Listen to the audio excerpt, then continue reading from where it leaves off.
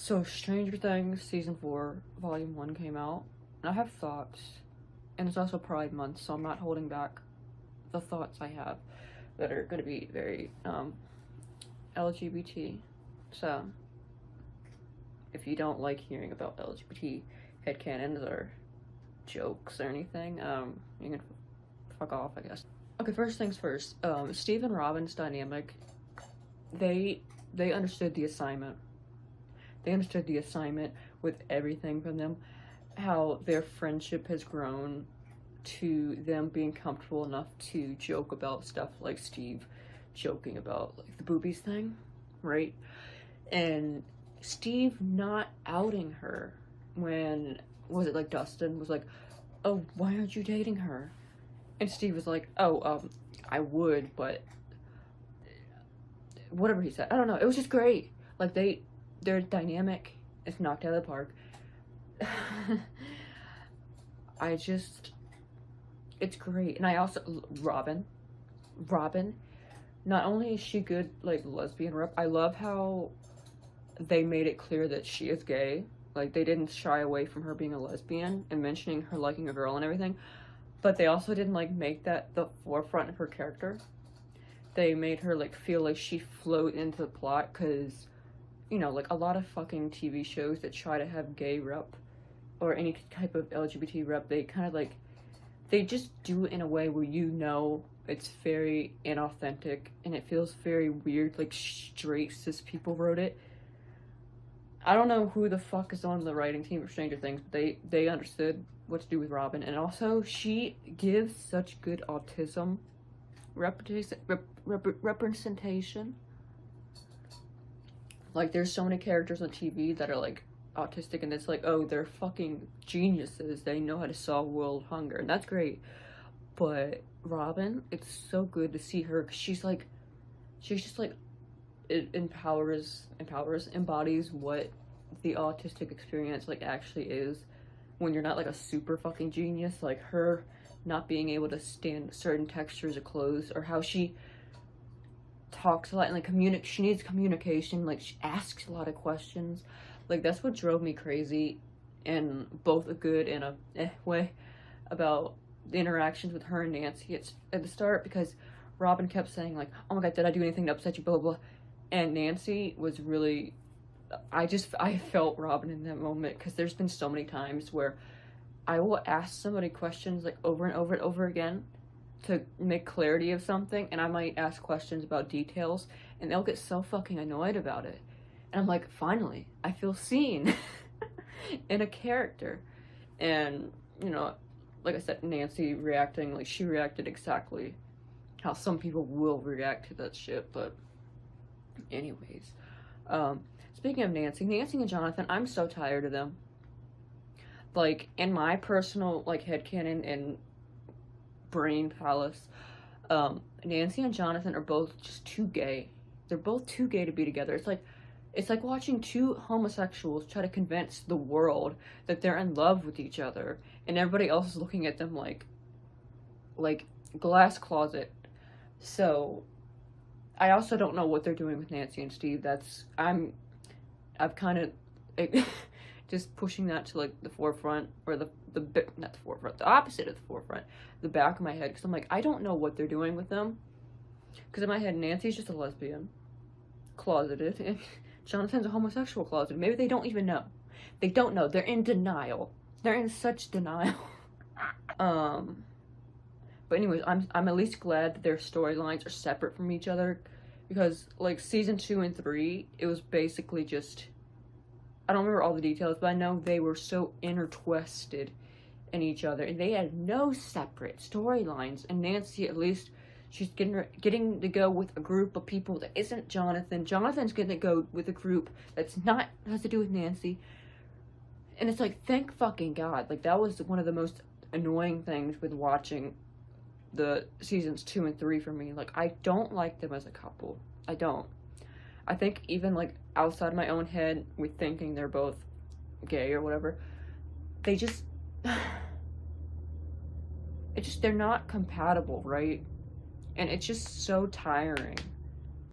I also like, as far as Steve, I like how being friends with Robin has really, in a way, helped him embrace himself, and he's in a better spot, like, with dating and everything, because, like, in season 3, that was plummet because of, losing his status and everything, but I love that being friends with Robin has helped him,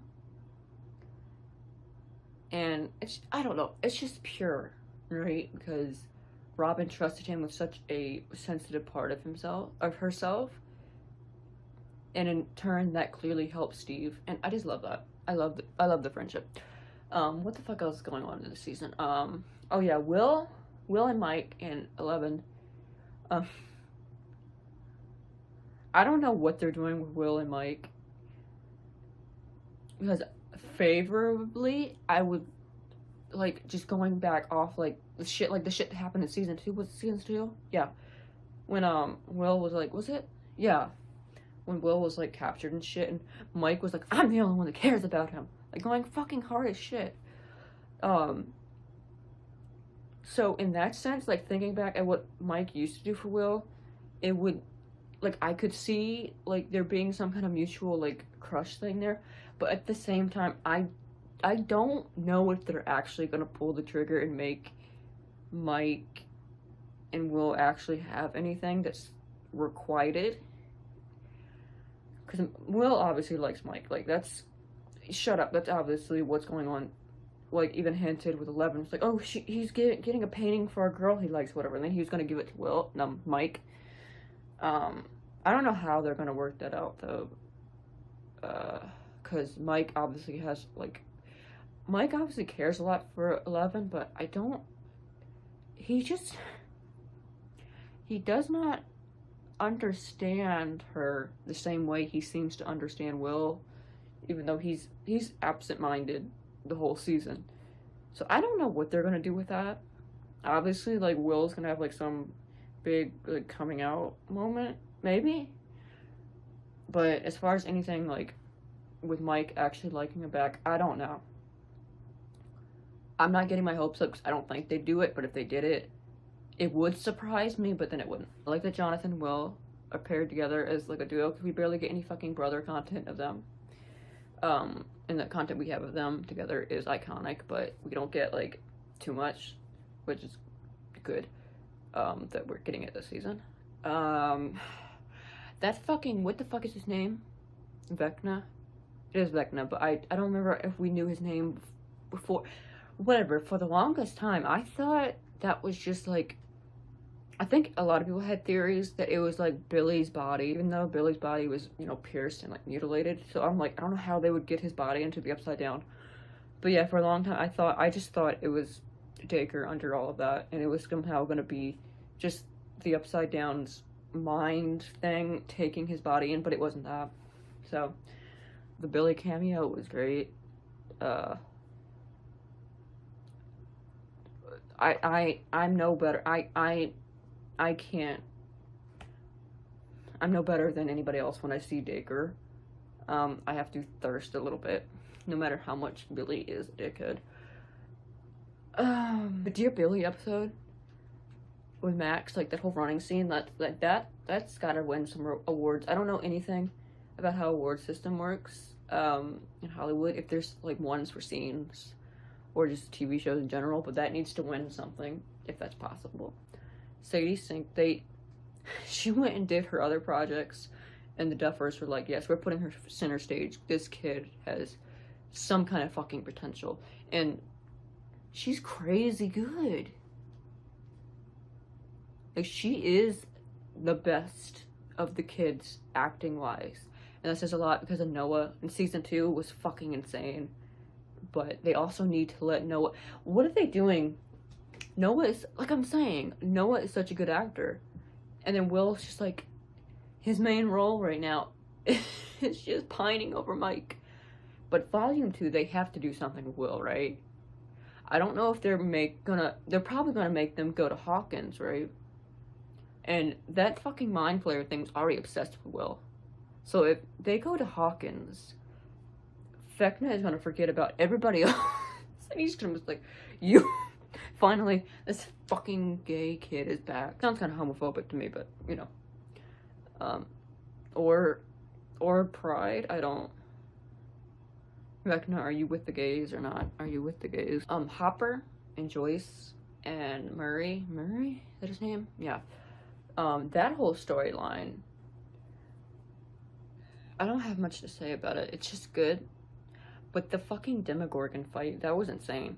It's like one of my favorite little sequences in the show. Like, in any of the seasons. That was so fucking cool. We haven't seen that motherfucker. Just one of the Demogorgons. And so fucking long, and seeing it again. And then, like, Hopper having to be like, come on, blah, blah, blah. And it lights up. That was so fucking cool. That shit rocked my socks off. Joyce is just... MILF. I also find it fucking fascinating how none of the three groups know anything that's fucking happening. Like, the California Hawkins 2 groups, they don't know Hopper's alive. They don't even know what the fuck Joyce is doing. And then Jonathan, Will, Mike, and Argyle? That's his name? That's not his name. I'm saying it wrong. I'm so sorry, King. They don't know. Like, Jonathan and Will don't know their mom's in fucking Russia. The Hawkins crew, they don't know what the fuck is going on in California. Like, Nancy doesn't know what the fuck is going on with Mike. They don't know what the fuck is going on with Joyce or Hopper. None of them fucking know. 11 doesn't know what Hopper's alive. None of them know that 11 has her powers back yet. And this is the fucking best season. I don't know what it is about it. Just, they have this best season because Jonathan and Nancy are in the same fucking place. They balanced everything out, like the action and like the horror is obviously better and less like goofy, and actually fucking terrifying. And then it's also focusing on like, it's more, I don't know, like focusing on like the real topic of trauma and, oh, if you're fucking traumatized and going through stuff, this dude is fucking targeting you, is gonna fucking kill you. That makes it a little bit more realistic and scary. Just, the writing's fucking better. The way everything's smoothed out. Cause season 1, I think it was season 1. I don't know, some of the stuff felt like it fucking dragged on. But this one, it was just like smooth writing. Smooth writing. And it was just, I don't know. Oh yeah, I didn't even fucking mention Eddie. Eddie is a great addition. All the new actors they have are actually fucking great. Eddie's actor, the actress for Chrissy, what's his name? The fuckhead who was dating Chrissy, the jock dude, his actor's fucking great. Yeah, all three of them are great fucking additions. Stranger Things, they know how to get good actors. It's like Robin's actress is great, but you know, she's a nepotism baby, but she's a nepotism baby that actually has some charm to her. So she's not fucking totally obnoxious. Yeah. I think that's everything I wanted to say about... I mean, that's basically everything. The only thing I was going to add was, like, that the upside down thing that they did with, like, the Hawkins crew between like, the adults and then the kids, and how they could communicate through the upside down. They could figure it out through the lights. That was fucking awesome. That's also one of my favorite fucking moments in the show. Of any of the seasons. So, I think that's all. So, yeah. Will I make another video commenting on Volume 2? Probably. Because I have a lot of thoughts, and I'm thinking, like, why don't I just record the thoughts and ramble to them? Ramble on them. Yeah, peace out, bitch. I don't know.